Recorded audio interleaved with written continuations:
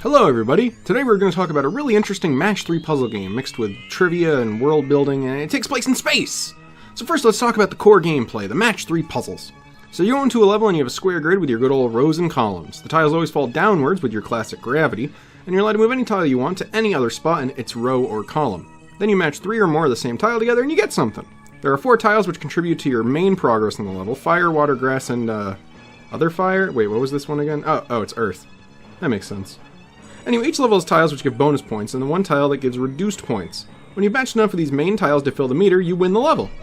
Next, let's talk about fuel tiles. In each level you only have 20 moves, but the fuel can help solve that. Matching 3 fuel gives you 1 move, which doesn't really do anything besides shuffle the board a bit, but if you match 4 or 5, you can get 2 or 3 moves to spend. Next, we have multipliers. Matching the X's ups the multiplier, which makes the 4 main tiles fill up the main meter much faster. There are also cave-ins, which drain the meter if they get matched, so you want to avoid those.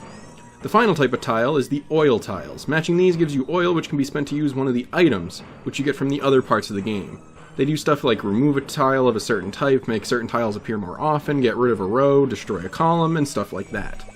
So that's all fine and dandy. And when you aren't matching tiles, you're a miner on a distant asteroid belt. There are 8 characters who each have their own unique asteroid they stay on and want to dig it out. There are also 4 bonus characters, and they're a bit fan-servicey, but they're still pretty good. You can talk to these characters to gain new info about the world to get more experience points. These merchants will then ask you about the world, introducing some little trivia stuff, and each merchant also has their own personality traits, which factor into how they'll ask questions and what kind of answer is the correct one. You can also give various things to the merchant to gain experience, and various gifts to boost the XP gain from talking to them.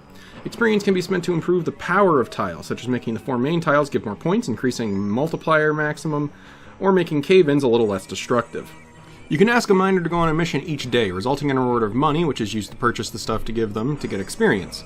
Once you've finished 3 missions with a merchant, you can go back to them at night to do the final dig of the asteroid. The final dig of this asteroid, for example, involves killing a big monster that reminds me of the Borderlands Vagina Vault monster. The first part of the mission is the same as before, just collecting the resources, but the second part is an interesting twist.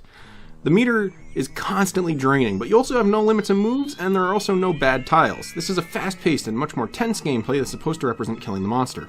In theory, this is an interesting metaphor for a tense situation versus a calm and laid-back situation. The mining levels are strategic and thoughtful, while the murdering the monster levels are frantic and fast-paced.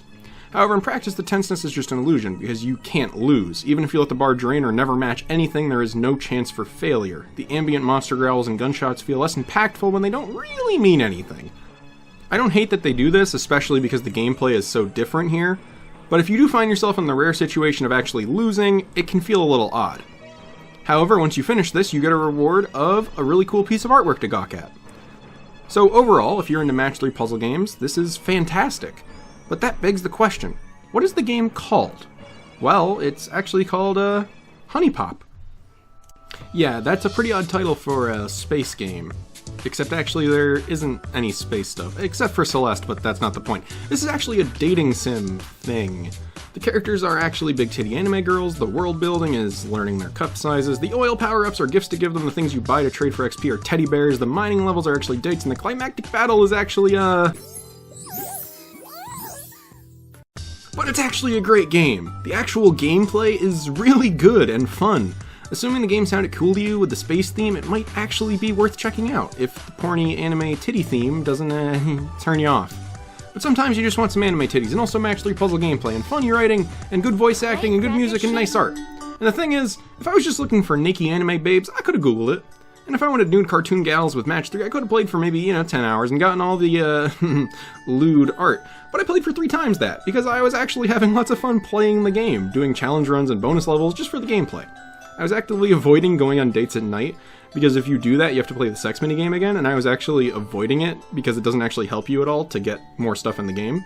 So if you're in the market for a really good Match 3 puzzle game with some light RPG stuff in it, Honey Pop is a legitimately good option.